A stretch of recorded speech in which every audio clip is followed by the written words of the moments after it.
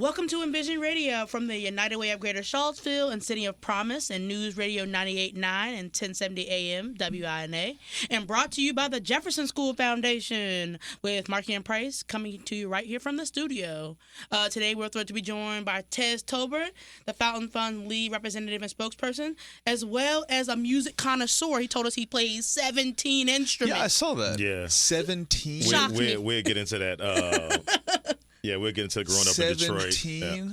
Listen, brother. Listen. I didn't know there were 7. Are you counting like versions triangle? of this? Everything. No, I wasn't even going there. But Everything. Triangle, Listen, maraca. The harmonica. Everything you could think of. So, we can get to that. But growing up in Detroit, that's Motown. Sure. So while I was in elementary, we had a lot of different Motown artists come through the school. Okay. A lot of them went to that school, actually. Is that so right? they donated a lot of instruments. Okay. Had teachers Lord. coming there, composers. So it was really the whole thing. So their thing was, if you're here, try it. Okay. So when I say 17, one day it'll be this. Yeah. The next day it'll be that. So I'm not mastered at 17 different Right. That's instruments. right. I just utilized those from 2 years. That's right. That's right. From 7 to 8 That's years exactly old. right. So That's wild. yeah, it was pretty cool though. I met a lot of people. Anita Baker, man. No Some kidding. Of the yeah, bro. Like What? She's from Detroit.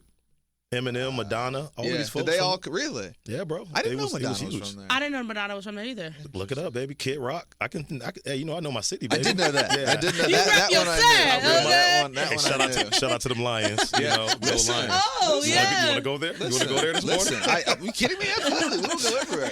I think that Price. I've listen, been waiting 50 years for this. Oh, I know. 50 years. I mean, this is. I'm not even 50. What's so great about that story too is I think when they hired Dan Campbell, everybody was like, because he came with the whole Dan Campbell thing, Yeah, right? yeah. Big dude, excited dude, Yeah, does he yeah. really know football, Yeah, right? yeah. Takes Jared Goff, who went to a Super Bowl, but nobody really liked. Yep. Small Yep. receiver, Yep. I love the way they built it. I think it's a Yeah. really cool story. We And they're believed, even frying though, people. we believed the whole time. Yeah. Like, we saw the vision. Miss Ford, she saw the vision early on. That's right. That's right. Yeah. She Yeah. got rid of everybody, cleared it out. Everybody. Brought in him, brought in my other guy, Yeah. Glenn, brought in the whole team, and they had a vision. Yeah. So we've been bought in for the last 3.5 years, Yeah. bro. So as fans and people from the city, we knew it was coming. Like, Yeah. we felt it.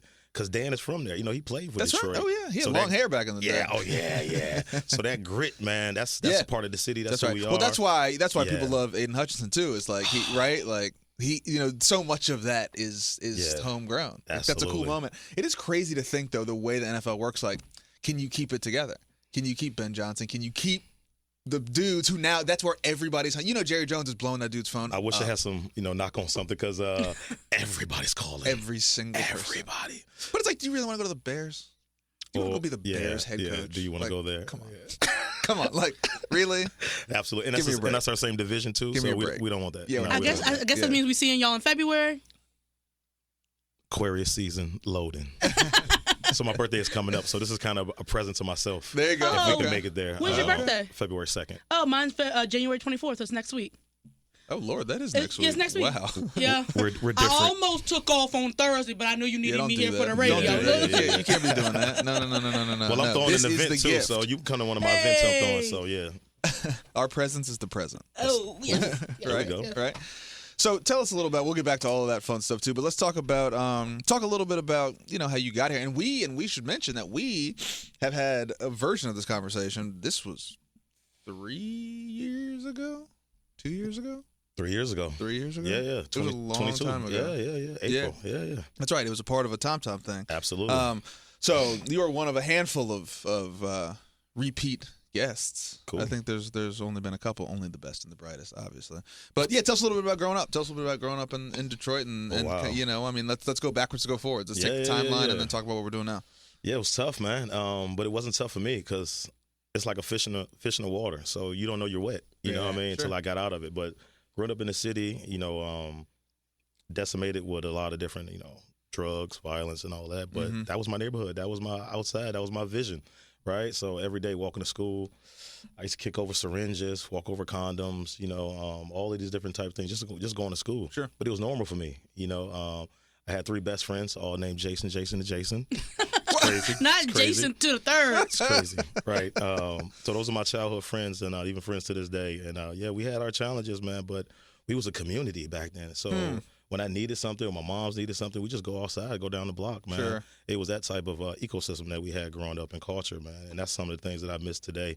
And that's kind of what I'm trying to recreate and reimagine what that can look like in today's culture. What was that, do you think? Was that I mean, the zeitgeist is obviously very different, right? And I think you could argue media has a lot. I was talking to someone about this the other day, right? Yeah. Whereby, those of us who grew up in a generation that was less connected, and we can talk about, media is good for a lot of stuff, but there was, as kids, you would just go do stuff. Dude, I was outside all day. You just go do stuff. You just be like, I'm out, and your parents would be like, come back when the lights are on. When the street lights come on, and you better, because she on the porch yelling. Right. But that was as far as it went. Yep. It was just like, all right. All of the parents you hop on the bikes. Yep. Yeah, that's right. That's right. They on the porch waiting because about 7:30 the lights come on, 8 o'clock. You better be walking to that house. And everyone's sweating, hustling back because they left a little bit too late. Yeah. But so what is that now? Because has the environment changed so much, or are we in this kind of thing where, I think the question is like, when we think about kids, and I have young kids too, and it is an interesting thought experiment, because I'm like, is it more dangerous, or are we just perceiving it to be different because we have, more information, and much of it probably not real, or at least quasi-accurate, so I mean, just how do you feel about that, and working around town? Do you think we can get back there? Do you think it's reasonable to say we can recreate that, or are we just like, look, we have to find a new normal because of the environment that everybody's living in now? I think a blend of all of that. Okay. I think we just evolved. It's a lot of nuances that happened from us growing up. It was a lot of dynamics that's not here today, and we don't got to get into all of the family dynamics. But I had my mom, I had my grandmother, I had the neighborhood, I had the school. Like, I had people keeping me honest everywhere I went, everywhere I went in the city, and so that kind of connectivity is not really here anymore. It's kind of looking different these days. But why not? It could be a blended of it all. Sure. I like how it was evolving with technology. It's just with technology, right? Yeah. That folks are getting, taking advantage of these days. Right.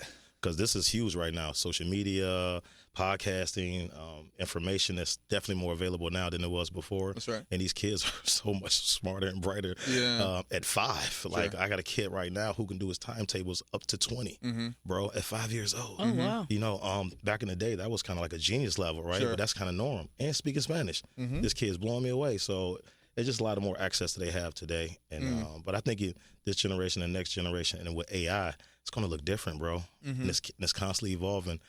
And that's one of the things I took in college when I went to UVA, was digital essentials, basically the knowledge of the digital age and AI. And we studied Socrates, we studied Descartes, we studied all these people from back in the day knowledge all the way up until now. And it's scary what we're going into. I just got to be honest. Like, my professor, he was just letting us know, like, it's coming, and it's already here, actually, because we've been giving it away for so many years. Sure. You know how many apps that you probably downloaded? We all have downloaded apps, and it's pages and pages to read, and we just go to the bottom, and click that agreed. Sure. That's AI. Sure. And those little, pick the squares that has the motorcycle and the bicycle. Oh, like the human test thing? Yeah. And we get it right every time, and then they actually do it again. That's all AI. So these are the things we've been doing, creating our own demise. I hate to get this deep and dark, but that's what they taught us there, man. And it's scary. And this was 3-4 years ago when I graduated. So now, to look up and see it now, I use ChatGPT. I use AI for a lot of different things, incorporating my job, and my travel, my health. So I kind of use it for good, just because I got a little bit more knowledge of it. But it's scary, man, because it's kind of untapped right now. So but we don't got to get too deep. I don't want to scare your listeners. No, we actually do that all the time. Really? We was like, it's crazy. Art done, AI here. Yeah. Like, to give him your 25 hot take. And in 2025, an AI artist will win a Grammy, meaning we don't need a person to make the art. There will be a person that's on the computer. They say they want to freestyle pop that sounds like J. Cole with a Mary J. Blige chorus, and that song is going to win. And it's taking the humanness, the black culture, out of the music, because you don't need a black person in their experience to win. You need AI and a computer. She said 2025. That's right now. That's the Grammys this year. I don't disagree. I don't disagree with the premise. I don't disagree with the premise. I don't think it'll be this year. Yeah. Well, it has to be. Predictions have to be bold. They had to be that would never. You said here never happen. Listen. Somebody's already doing the AI drums. You can't have a hot take that's not hot. I get it. Yeah, I get it. Yeah, but it's scary. Did you hear about that kid? I think a couple weeks ago that did his whole homework with his glasses. He had AI glasses on, and they called him in school. The teacher was like. He went on TikTok and went on all his social media. He was like, so what do we do now? Yeah, well, have you seen that story about the glasses that someone released, and then some Stanford kids put in like 2 lines of code, and they could just look at you and find like your address and all of your and they were Not like doxing in real life. and they were like, oh, in real time, in real time, and they were like, this took us like 30 seconds. So she's not far. Right? She's not wrong, bro. So here's my question, and I think I agree, but the counterpoint to that would be, I think about everything that has happened and kind of the way this country was built, which we can agree and disagree about a lot of stuff, but it is intentionally guardrailed, for better or for worse, in a bajillion different ways, right? Yeah. Now, I agree with that. again, we still hearken far too close to a document that was written in 1787, but what we do have is sort of like a trapdoor in a trapdoor for like every kind of single thing, you know? And so I think about this a lot in kind of this era of sort of partisan politics. People say you're going to do this, you say you're going to do that. You find it's really hard to do anything because it's like necessity, you know, what is it? Necessity is the mother of invention, right? So like the rise, maybe I just tell myself this to make myself feel better. I think the rise of this very high level intelligent technology will create the rise of much more intelligent safeguards for that intelligent technology, right? So we think about like if this thing's going to get smarter, because the market will respond to it. Someone will make a lot of money finding the best way to decide, is that song AI or not? Someone will come out of here and be like, I found a market where I can figure out whether Marquis' hit was a person or a computer. I think that's coming too, right? So I agree with you. I think that we're going to get into this world where like, and the art space is really interesting. Like that Adidas ad that they put out that was, none of those people are real. Yep. Oh, yeah. I think I saw that. Right? Yeah. Not one of them. You didn't sign a single paycheck. Well, you probably did on the tech they side. do But like videos that way now. They yeah. do music videos. I think the last Kendrick Lamar, that Squabble Up song, Yeah. he sent these people in. the people? They didn't even know what they were doing. I read the story. Did you read that? I seen a YouTube video. No, They I didn't didn't even know know what they was doing. So you he know the came scene in where later. it's just him and he's kind of doing his thing and there's the people behind him? Yes. They're not there. They're not there? No, they came in separately, each one of them, and did their piece, and they found that's AI kinda and lit. everything to generate that I'm as a not video. gonna lie, that's pretty lit though. That was the dope. But that story was, lit. they were like, we didn't, like, they didn't tell us what we were doing. I didn't see they that on didn't a tell person us, day. like, no, they didn't. That's cool. Crazy. Yeah, it's just that dude, like. That's innovation. Yeah. Yeah. So, You're taking it there. So that's what I mean. You're not too far off. And then when you get into like what you said about the guardrails, it's going to come. It's coming soon because people are making millions. Yeah. Of course. I'm like literally, I'm into stocks and crypto since COVID. I use my relief fund and my stimmies to invest and try to play around with it, and it worked, bro. And now I have bots and AI bots kind of doing things as I'm sleeping, as I'm working. They're kind of finding different other stocks and crypto for me while I'm doing things, and it's literally making me money while I'm at work. So it's I'm just trading off of Nancy Pelosi. I'll take some of that. I take some of that, bro. But I think eventually, yes, there's going to definitely be guardrails and the safeguards to try to protect folks because it's a lot of stuff that's happening right now. So when you were coming up in Detroit, what did you see yourself do? Is this where you saw yourself in this tech space? Like when you were thinking about, what did you want to be coming out of the city? I wanted to be an athlete growing up, just like a lot of young black kids.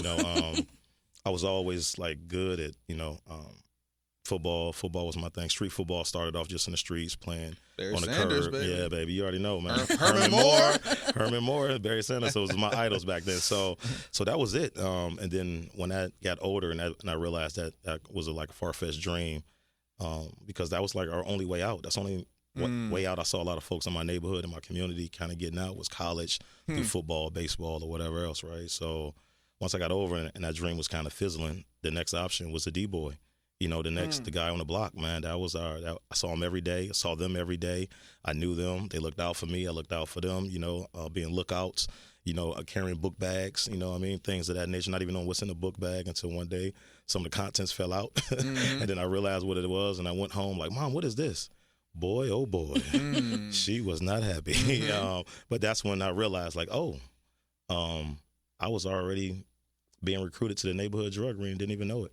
So it's things like that kind of took off. Once I saw my vision and my dreams of playing sports and my way out really wasn't something that was attainable, I kind of picked up the next mantle. And that was, right there, that was in front of me. And I was kind of doing it already. And it just kind of led to one thing after another until I got earned myself, my first time going to prison, bro. Can you talk a little bit more about that, just as someone who's obviously grown up, and we've talked, and you're obviously very open with this, but I think It's interesting is seeing what you said, I think is striking, right? Because I think that all of us sort of who are practitioners in this, trying to figure out how to support community, how to support youth, what does that mean? Mm-hmm. I tend to think, and this is from coming from a sports person who has been played to play sports, I still think we over-index on sports, right?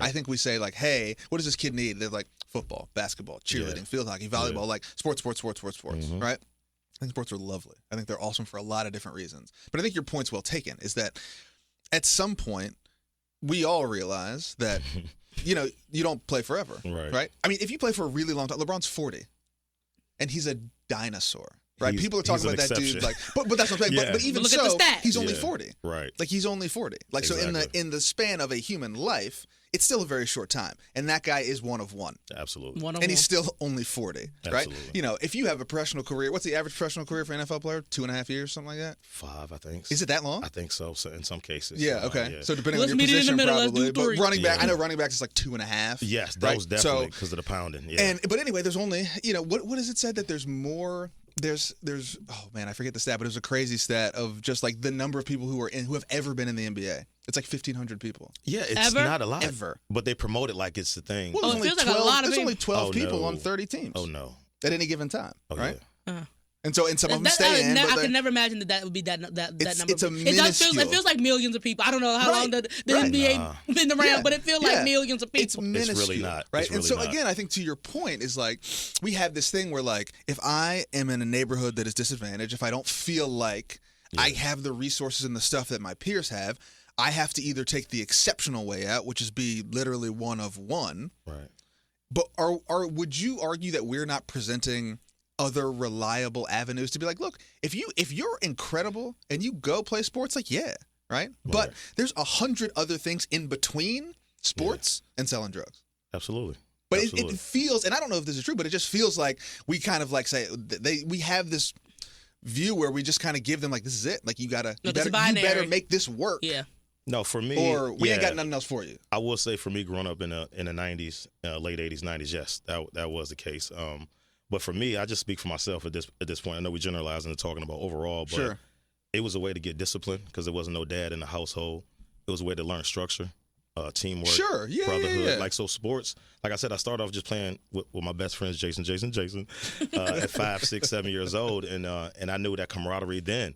Right, so when I got into organized sports, I saw it on a different scale. That's right. And these coaches became like father figures to me, man, and they became mentors to me when I didn't even know what the hell a mentor or father was. Mm-hmm. So it was kind of deeper for me and some of the guys in my neighborhood. So it wasn't like this is the way out.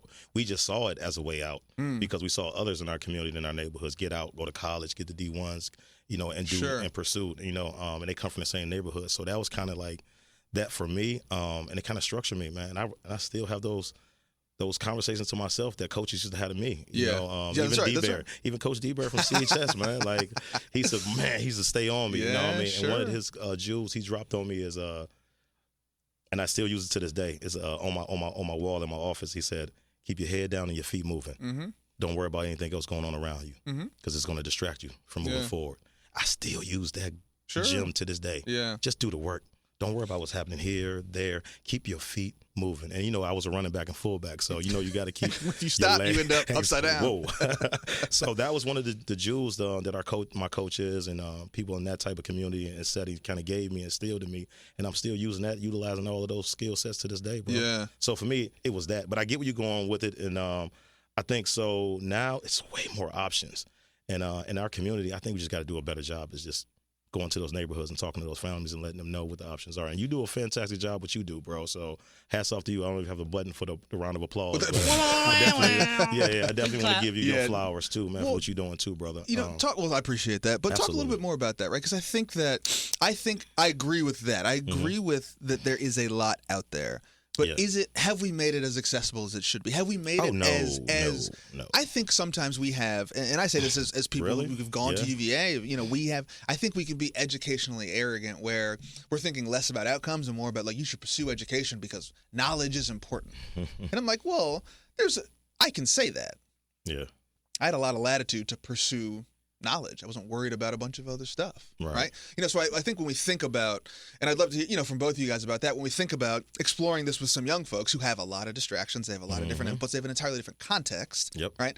Are we making a good enough case, right? Because what we're really doing is giving them options of this or that. Right? It's not kind of like, well, it's not like, well, I'm going to do this or do nothing. It's like I'm going to do this or that. Are we saying, hey, this thing that's a little harder, that requires a little more work, that's a little less sexy up front, is ultimately a better outcome? How do you do that? How do you do that with a young person? And you've been that young person, right? Like, what would it have taken for someone to come to you as a teenager and be like, hey, man, like, look, stop doing that. Go to school, like, learn algebra, right? Like, I can't imagine you're like, all right, man, cool. Like, I'm making money out here. I'm not putting letters in math. What are we talking about? Nah. So for me, I had those guys come to me, talk to me, because they saw potential in me early on. Yeah. Like, I've been this wired who I am early on. Sure. And I know Ms. Smith can relate to that because we're both Aquarius. So we just think differently, see things differently. So I always had that ability to, I always had honor roll, even though I didn't attend school by half the time because I did my homework in school. So I was always an innovative type of kid, and I always wanted to be outside. So for me, I guess. What'd you say to those people?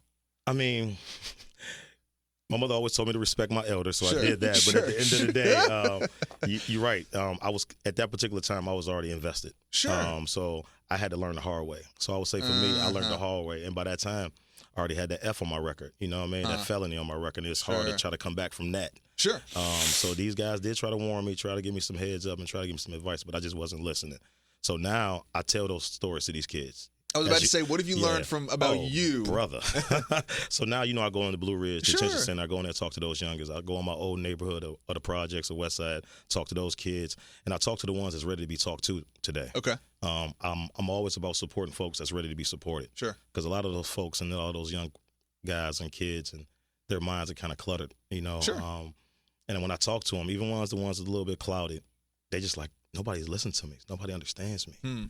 So it's a different approach. I hear you about access. I hear you about technology and offering them different things. But I think for me personally, as talking to kids and mentoring kids, it's just to get to know these kids. Nobody is really talking to them. Their parents are telling them what to do. They go to school, they've been told what to do. Nobody is really, and this is what I hear from them when I drive them around, take them to different events. I do different things with kids, but I also hold them accountable. Make sure they do your homework. Make sure, you meet A and B and C, whatever curriculum we have for them through my mentoring program that I work for. So, but they just be like, yo, my mom just don't listen to me. She don't understand me. Or my stepdad, he's just really there just for my mom, so they don't really pay attention to me. And I'd be like, well, just talk to me. Let me know what's going on. Sure. And they open up to me. And, brother, the things they tell me. Is that right? It's deep. Yeah. So these kids are really going through some things. Oh, man. of course. Yeah. And nobody's there to kind of get it out of them or talk to them about it. So I would say that even the ones that's a little bit cloudy, I take my time with those individuals. And I'm patient with those. And eventually they come around. And in due time, they always do. Even the guys at the Blue Ridge, when I go there and talk to them, and I've been doing it for 8 months now, every other month, I go, a couple of those kids are home. And the first thing they did, they reached out to their parents and say, this guy that gave me his card when he came to see me, his name is Tez. He runs something called a One Stop. I want to go, Mom. And they popped up in my One Stop. Yeah. Or they pop up in my office with their parents. So some of them, it hits and it resonates. I'm not going to save. I'm not going to get every last one of them. That's right. But if I can get one and spread that, that's all. That's works for me. That's right. That's what works for me, man. If you are, I keep forgetting we have a real sponsor now, and I have to say, if you are just joining us, this is Envision Radio from the United Way of Greater Charlottesville and City of Promise, News Radio 98.9, 1070 AM WINA, proudly brought to you by Jefferson School Foundation. Ooh, wonderful, wonderful folks. Do we do the little plug here? Jefferson School Foundation is a proud owner of the Jefferson City Center, where education, innovation, and community engagement come together to build a brighter future, dedicated to preserving and sustaining the historic Jefferson School. Lovely folks, big friends of the program. Here with Tez. So tell us a little bit about, let's get through, so we've got teenage you. How do you make it to Virginia? Like, what is the connection between where you grew up and how did you get here? Yeah, so my mom's knew the rate that I was going in the city, me and my brother, we wasn't going to make it to 18. Okay. She just knew it. I had uncles. I had 11 uncles. I had, like I said, a community, neighbors. But that wasn't enough. At that particular time, she saw where it was going because she had two other older kids, which is my older brothers, and she saw where they was going. Okay. So she knew I was going to be following suit, regardless of my honor roll, this, or me being to get this achievement or playing sports. She knew eventually the streets was going to get a hold of me, right? Okay. So she made the the hard decision of moving me from a place I always knew my life to a place I never even known, Charlottesville, Virginia. Based on what? My aunt left in the 80s to get away from the city of Detroit and moved, and she literally spent the globe and stopped it in Charlottesville, Virginia. No kidding. And she moved there and got out of the city back in like 88. Really? And so my mother was like, "We're going to Virginia." I didn't know. So you got Fresh Prince. But I was gonna say, I was thinking the same thing. Well, everybody Literally. got some family in the South. That's because of the mass migration to the cities There you go. during the civil rights There you issue. go. But say it's the city in the Southern. Like everybody got cousins. Yeah. Get down to Atlanta, like it's on the Florida summers and stuff like that. She absolutely right. I did a lot of time. My grandmother used to take us trips to Texas, Tennessee. Okay. Yeah. So I knew a little bit about the country life, but not until I came to Virginia. That was a culture, I can't culture imagine coming from Detroit and coming to Virginia. God. So Especially the first some thing parts. was so interesting to me. I'm like, Auntie, why is all these white people running? Where are they running to? Bro, you know, the city, we don't see people jogging. Like, I had no idea where they was running to. Like, so, and then the dirt was red. I'm used to the dirt being, gray, dirt. Right. Oh, yeah, so it was a lot of different culture shocks to me when I first moved here. And that kind of scared the hell out of me. And I ran away, bro. It was just too much. And I went back to Detroit. My grandmother was like, "Come on back home." And I went back home, stayed there for another year. You went back to Detroit from Charlottesville? Yeah, I couldn't. It was just too much going on. It was too much for me. My brother wound up staying because he was a little older. But my grandmother was like, "Listen, go to the Greyhound station. I got a ticket for you. Just go. Just come home." And I did. And she raised me for the next year and a half until my mother was like, okay. She came back to the city. Was like, "It's time to come back.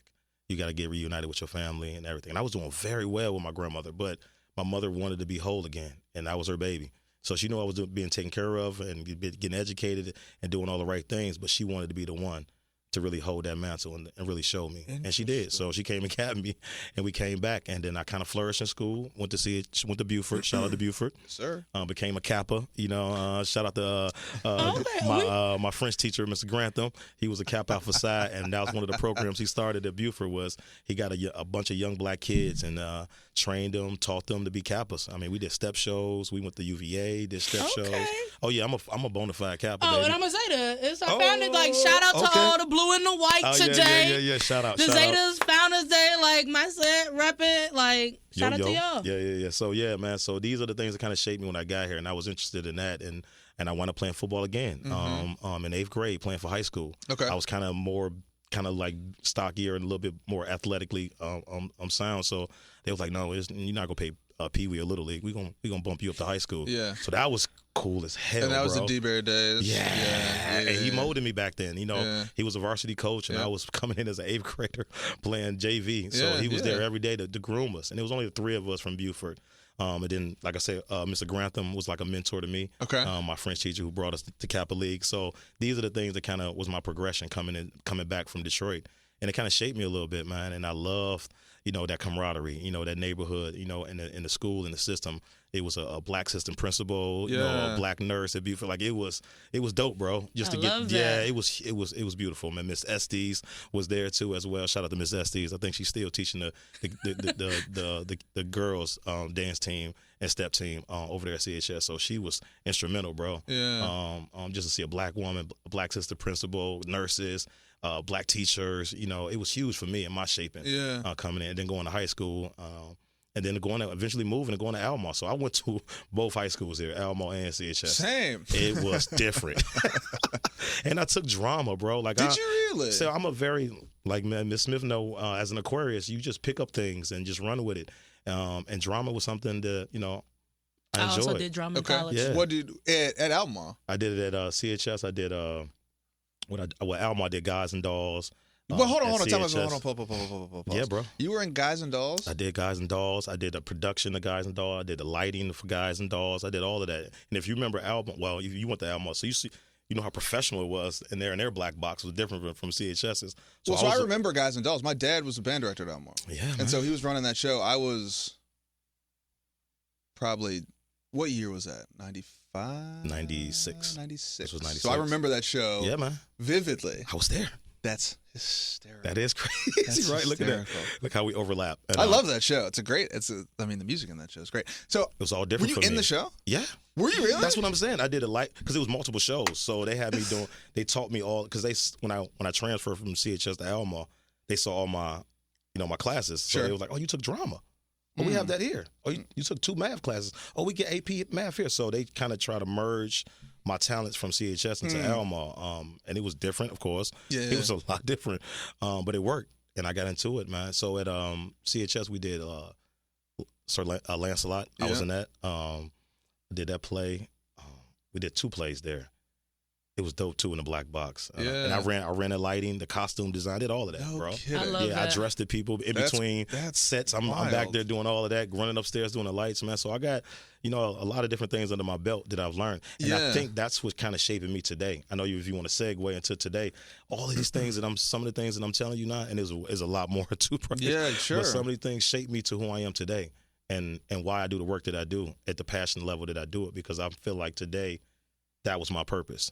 So I had to endure the things that I went through, from prison to growing up rough and hard to ups and downs, not having a father figure, but still learning how to navigate life, with the people that do love you, that are in your corner. And it kind of shaped me to the man I am today, man. So to keep what I have, I got to give it away. So I give it away to the youth. That's kind of my thing now. And now recently I've been mentoring adults now, because we got a lot of men and women who think they're 30 or 40, think they know it all, think they got it all, when you never stop learning. As my grandmother always taught me, once you stop, you're dead.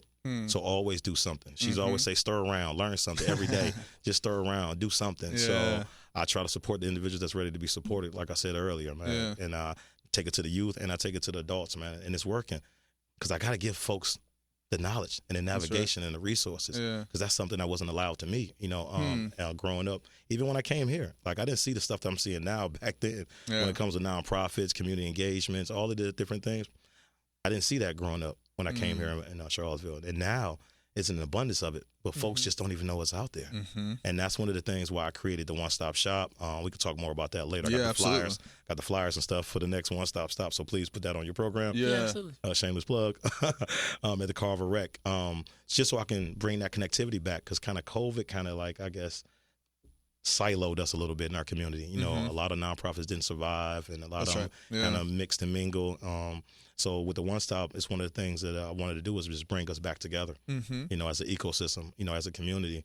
It started with reentry, but now it's open to the whole community, because let's just be honest, we're only, 50, 60,000 in our community. Right. So just to say just reentry, that's not speaking to the population of whole, right? So I opened it up to the whole community and reentry now. So that's kind of what we've been doing for the last year and a half at the One Stop. So check us out on Facebook, One Stop Seville, Instagram, One Stop Seville, and our website, onestopseville.org.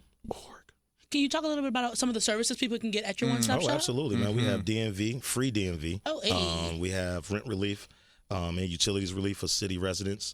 We have access to community resources, acupuncture, massages. We have free haircuts. We have mental health. We have free lawyers, restoration of rights. The whole gambit. And, Pipelines to Pathways, shout out to UVA and the Equity Center there on deck, helping out, just having folks navigate through those services as well. Job training.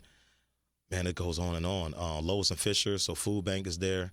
And we do it all as a vibe. We got a DJ, shout out to my man Nicholas Fagans from the Boys and Girls Club, DJ Runaway. So he played the soothing music. So I wanted to feel like a welcoming vibe. Sure. When folks come to the One Stop, one thing that I wanted to create was, because myself went through this, when I did do my time and came home, I realized, my PO and always say, you got to go here to get these services, then go here to get these services, then go here and get these services, then go here. So I was like, wow. And I'm living in a rural area of Greene County. It's like I have no license, no transportation. How in the hell am I going to make it to all these different places to get these services, right? So I always was in my mind, back in my mind, like I always wanted to create something. So just imagine a mall, right? We all been to a mall. Let's not talk about our mall, but we all been to a mall where it's Foot Locker. May it rest. Rest. May the mall rest easy. So that's what I wanted to create. I wanted to create like a mall of reentry. Everybody been in a mall or a shopping center. You got this store, that store, everything you have. Why not for reentry? Why not have everything in one building so folks don't have to go here, there, and possibly get violated because they can't make it there, right? So I wanted to create a safe space so folks can come, feel welcome. We got food, free food, caterers. Shout out to Chef G, Blackjacks, a lot of different caterers that we use from our community. And we want to have a vibe and welcoming vibe. So when folks come in, they feel welcome. They don't want to feel, I don't want them to feel like this is not for me. No, this is a design for you. So definitely check out February 6th from 12 to 3, Carver Recreational Center. Come check us out. Come pull up on us. Come get these services, man. It's for you. Talk a little bit about, this is something that we've talked about, and we've sat next to each other meetings to talk about this. But it seems like this is a thing that could do with some permanence too, right? Like, what if this was just a thing that was always a thing? I was able to spend some time in a place that I would never imagine I'd spend time in, which is Dayton, Ohio. Wow. What Dayton, Ohio has, which blew my mind, is a 28,000 square foot building that is adult education, full service pediatrician, full service daycare clinic, and then these nonprofit offices. So I watched people walk into this building, drop their kids off at daycare, go take a class, got a call, bring, like little Tez has a runny nose, you make an appointment at Dayton Children's, which is right upstairs. Yep. Bang, bang, bang, bang, right? I think the big question for me is, like, why haven't we done that? Right? Like, I think what I've always been drawn to about you is, one, you've always been very honest about even the messy stuff, but also is I think that sometimes in nonprofit land we become a little bit allergic to big ideas because they feel like, well, we just got to do all the stuff that's right in front of our face, right? Yeah. We have all these immediate needs that we have to meet for people, and that's very real. Right. Oh, absolutely. But I think sometimes we forget that, like, I had a really interesting conversation recently where the thesis of what this person was saying was like, look, all of the hard hustling one-to-one nonprofit work is critically important, right? But if the context is always in a system that you can't control, you're always just pushing the rock up the hill for it to roll back down, right? And so that kind of, dovetails into, that thing I wrote the other day that was like, look, if we're prioritizing high school graduation rates, we're always going to have this weird chasm between kids who have earned the credential and kids who are graduating and who can't read. And that's not something we can fix by just like one person at a time, So I think my question for you is, as in the work that you're doing, how do we get to a level where we can change context, change systems, change the way? You said something to me that has always stuck with me. You said, when I got out of prison, you said, who do you think the first person I called was? And I said, I don't know. And you said the exact people who put me in there because those were the only people I knew. Yep. Right? Yep. And that stuck with me. That was 3 years ago. And I remember like it was yesterday. And what I'm getting to is like, that's a context issue, right? That's an issue of like, we have not built a system for when people come out, there's a process, there's a place, there's an avenue to say, here's the car thing, here's the restoration of rights thing, here's the housing thing, here's all the stuff that you might have missed in 5 years. Here's what's changed. Here's like, there's all of that we're just like, figure it out.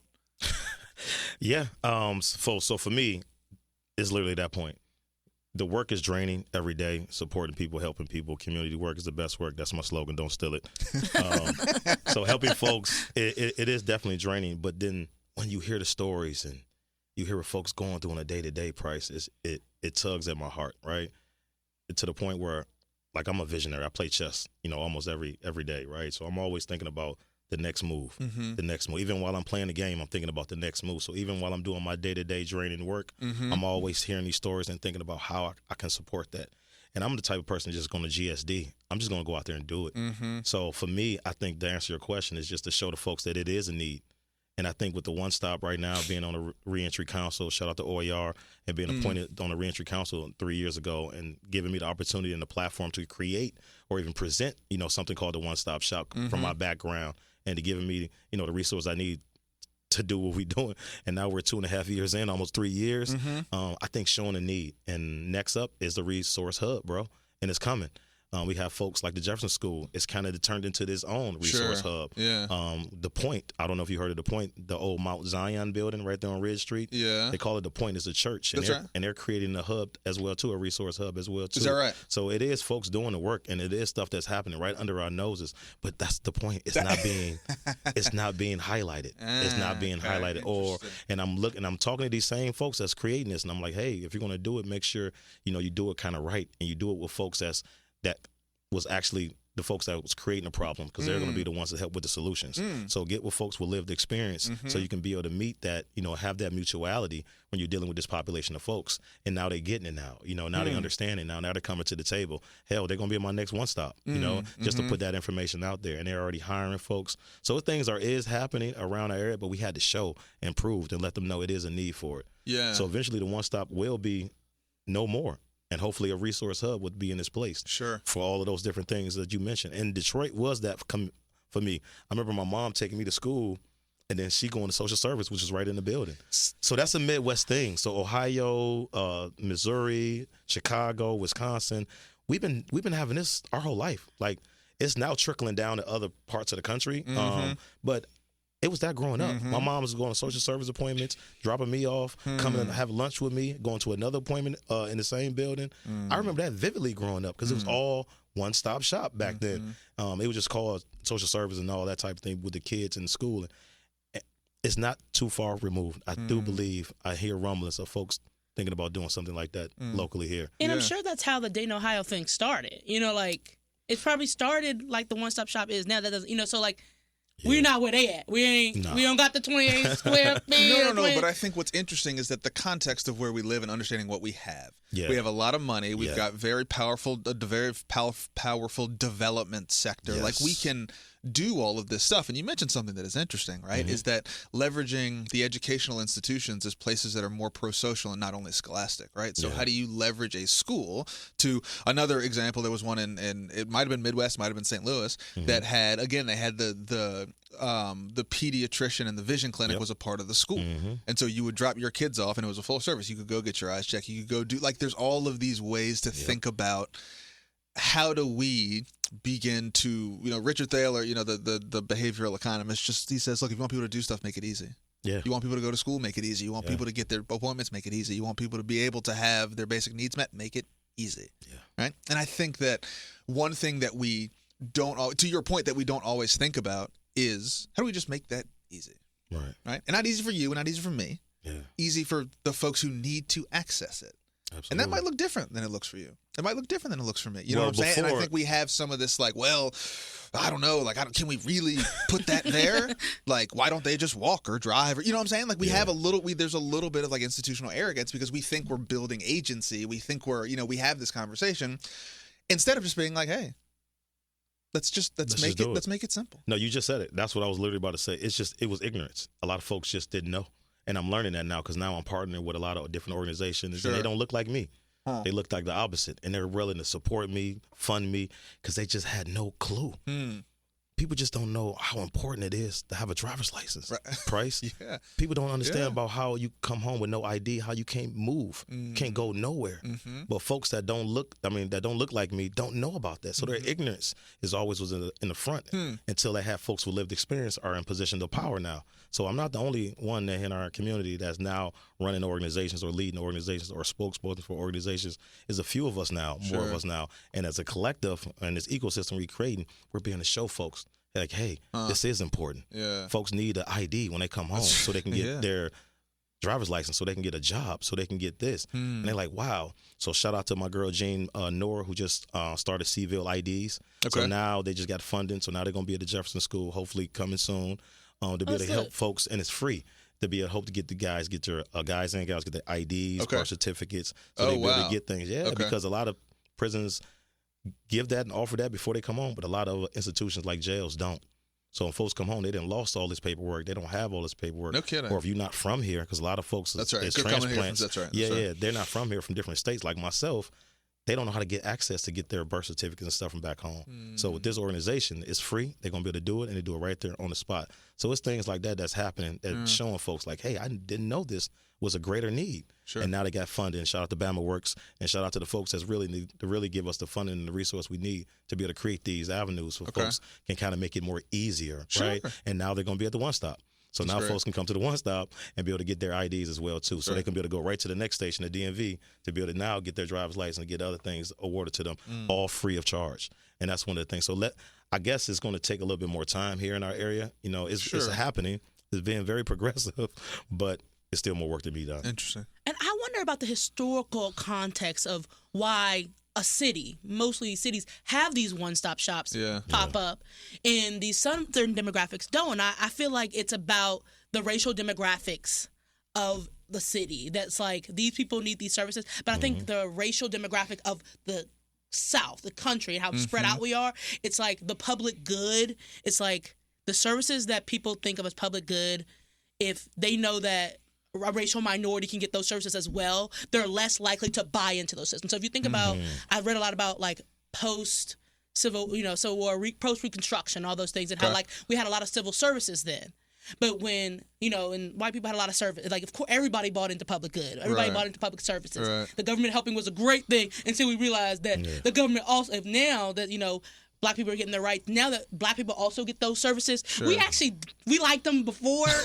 We like that the government. I don't need it that bad. Right. We like that y'all was helping us before, but now that they're now that you give a Black person a seat at the table, we don't actually want rent assistance. Maybe we don't. We'd rather lose rent assistance as a collective, as a diverse group of people, than have Black people get that service as well. And that's how a lot of the social programs that we used to have been dismantled because once Black people need a thing, that thing becomes less popular among the mass of people.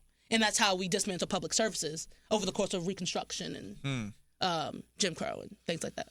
So that feels I read a lot about the civil services system being gone because Black people needed the services. And if Black people need it, none of us going to have it. That's a fact. So they'd rather vote against, their best interests, because even if I need the service, she gives some historical content. I don't want you to have the service. I'll go without it because I don't want you to have it. Yep. That's a fact. So what do you think about both of you? What do you think about the, how we typically, because that feels like it becomes political fodder, right? It is sort of gas in some engine that we use kind of. I don't mean it as political fodder. I was just giving historical context to things that happened. But I think that's kind of, I think there's two things that almost always happen in the course of American history. You either follow the interest, follow the politics, or follow the money. And they typically connect at some point in some way, shape, or form anyway, right? But it's an interesting point, right? Because I think that what we're talking about and what you've illuminated is sort of, to a degree, the politicization of human rights in some way, And so how do you, both of you, work within that context? When I'm sure you both have those moments where you're just looking around going like, what are we doing? All the time. Like, what is happening? Because at some level, the solutions can be thunderingly simple. Yeah. We know what people need. We know that there are things to get them what they need. Right. We know that from case studies other places, even from small samples here, doing the thing that the people need works. Price, the system is not broken. It's working just as intended. Just fine. That's as intended, as they say. It's folks like you and me here, nonprofits. We are built here for the community. If the system was working, we wouldn't be here because the system will work. But it's designed to be what it is now, and it's disruptors like the Fountain Fund. And if you want to get into the Fountain Fund, like that's one of our missions, is the Fountain Fund increases economic opportunities for formerly incarcerated individuals to improve their lives and their communities through a low interest rate of 3%. We're the lowest in the country, bro. Is that right? So we're the disputers when it comes to this banking to get folks this access to capital and build back better credit and financial literacy, because nobody taught us that in school. My demographic and my culture, they didn't teach us that. Guess who did? The streets, the hustle. Me being on the block with the corner guys, they taught me money. They taught me money management. You see what I'm saying? Yeah. And now I'm out playing that and using that now, even in my job settings. So again, some of the skill sets that I've learned, now I can be able to have those conversations with our clients and let them know, hey, we got to do better and better spending behavioral patterns than we used to, right? So the Fountain Fund can do that and can support that with folks, And the only thing, and we made it simple. You just got to have a job, you got to be formerly incarcerated, and you got to have an elevation.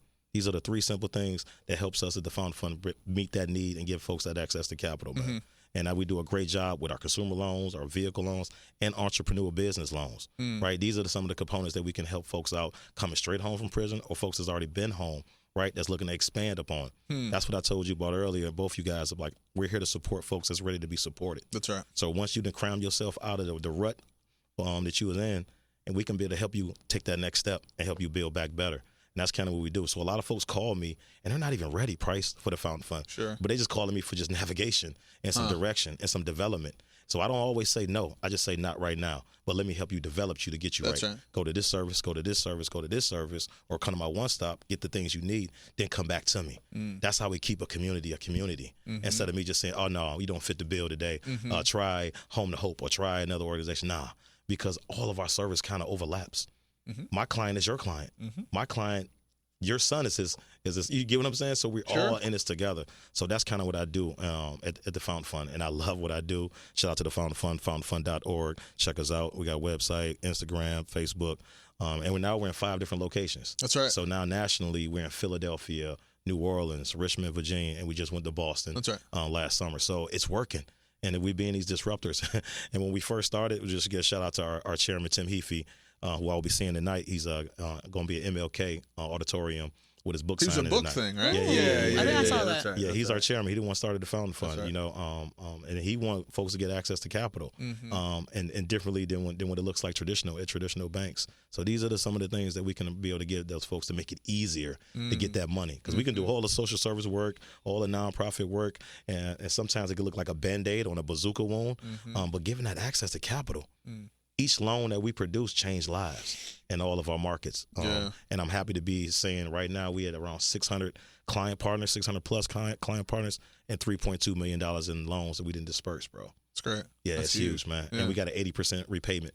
Okay. So it That's works. Yeah. So our default is only 20%, but even that, we work with our clients. That's right. Because we know life is life, right? So we can put things in place and guardrails to say, hey, we know that you're struggling right now, but we don't want it to affect your credit. That's right. So if we got to put you into the deferment, or if we got to pause you for a month just so you can get back on your feet and save your payment for that month, we can do these type of things so it won't affect their credit. So it's a lot of different components that the Fountain Fund bring to help folks really build back better, man.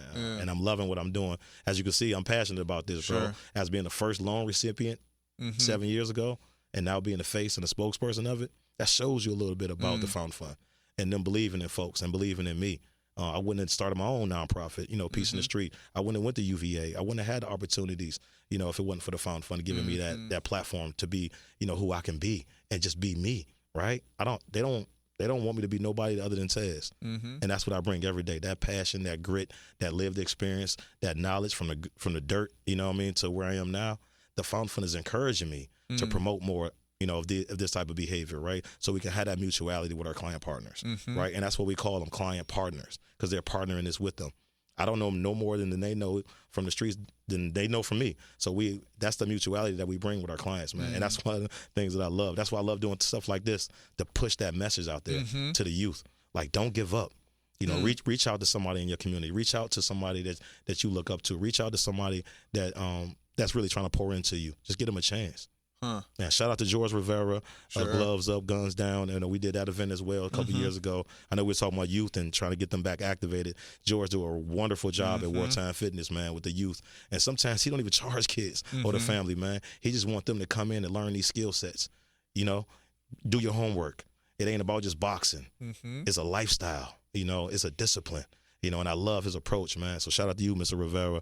And I'll see you Monday at MLK Day, dealing with Mr. Alexander Zan. So we both are nominated as lifesavers. Shout out to Alexander Zan. Hopefully you guys can be there Monday, January 20th from 1 to 3 at the Carver Rec. Continuing this dream and this work of MLK, man.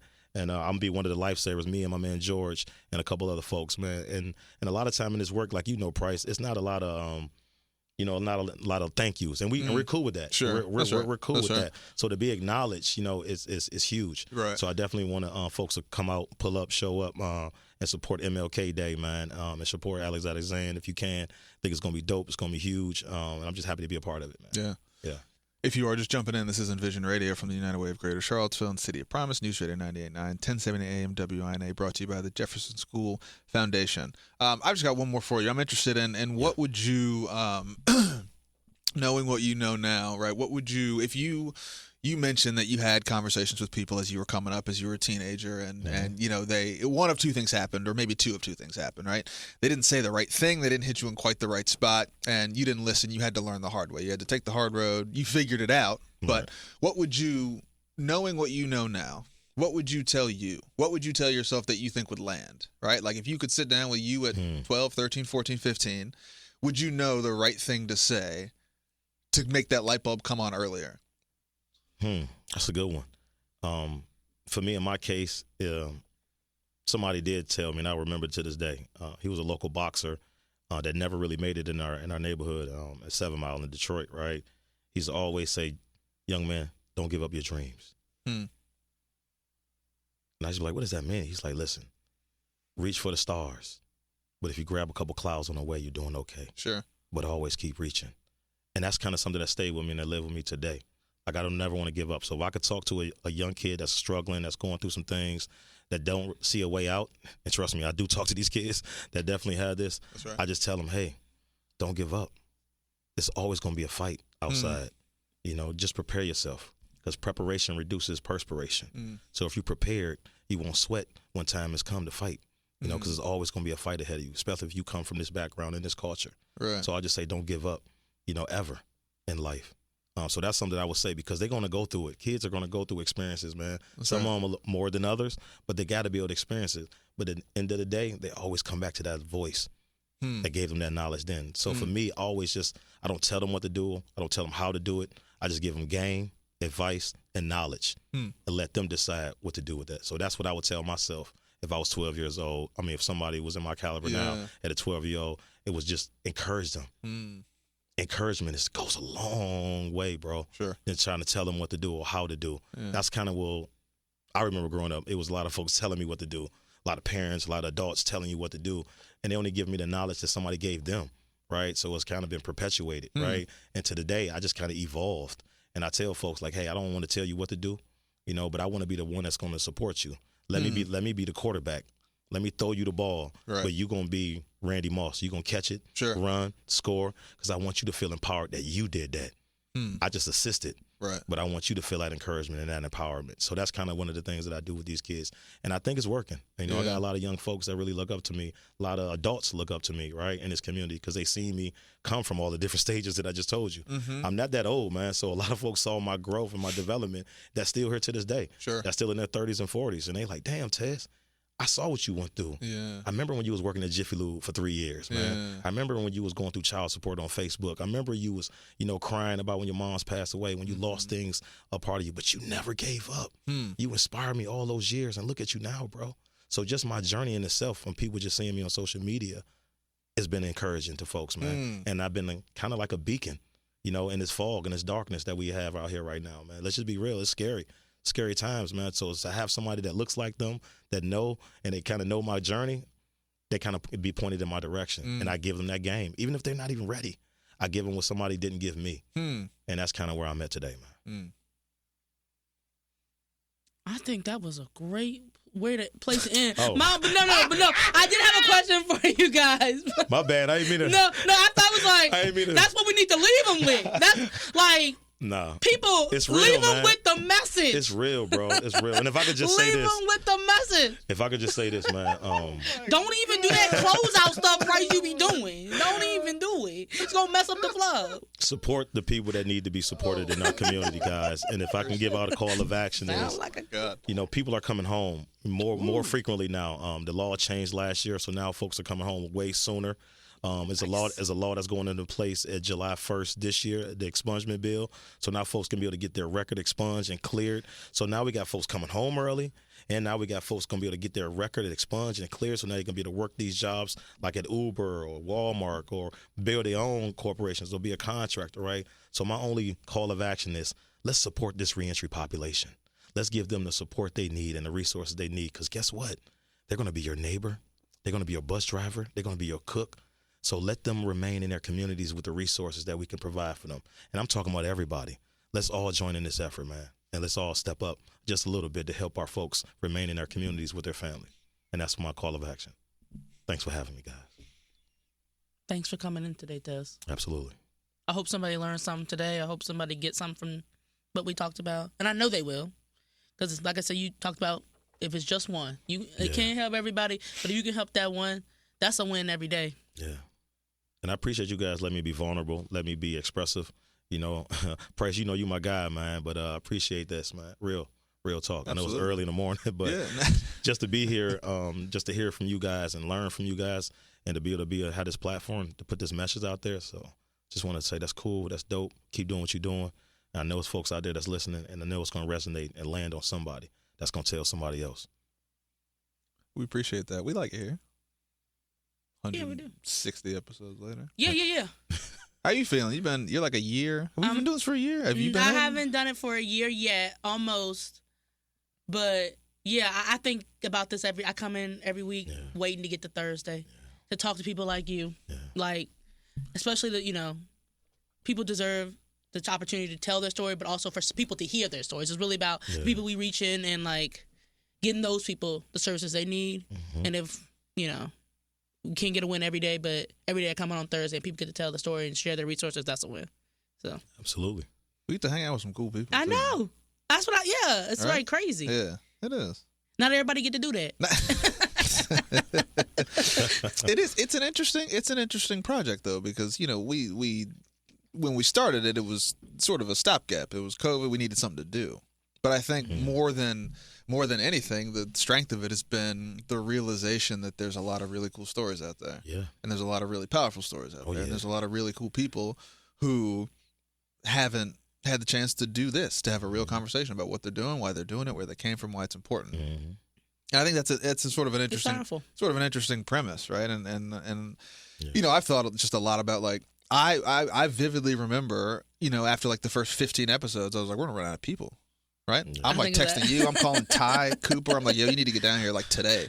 I don't like, and this is 155 time, right? Like, it's crazy. And I can give you 20 more. Well, and okay, write them down. I think that's been the cool thing. Let's write them down. Right? Is that Let's then write them down. You have this really interesting constellation of people who are doing a lot of different things, and then you start to draw lines in between them. Mm-hmm. You're like, oh, that fits with that. Wouldn't it be cool if that talked to that? Mm-hmm. It has been a genuinely.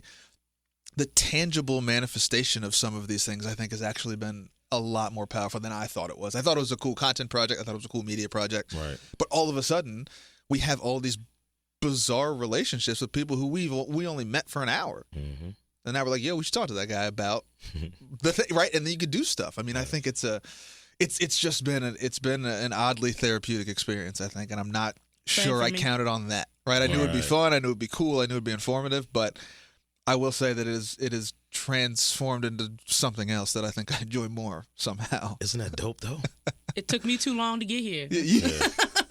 I don't know what was going on. I feel like you got here, and then you were like, I don't know if I want to be here. And then, and now look at you. I know. Like, yo, I should have been here. Oh, then look, in the first ones, I'm looking at her, she's like, I'm like, come on. Right.